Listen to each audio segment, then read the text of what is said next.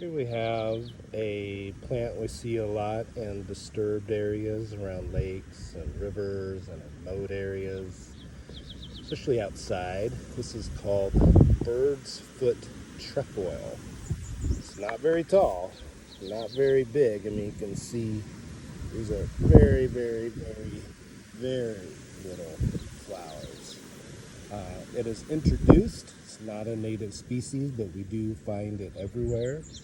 Doesn't appear to be too much overtaking the native prairies, but we do see it a lot in disturbed soils, especially around lakes and rivers where I'm at right now. Bird's foot trefoil was used traditionally, medicinally, and was adopted by indigenous tribes also, but mostly we cannot find this commercially anymore.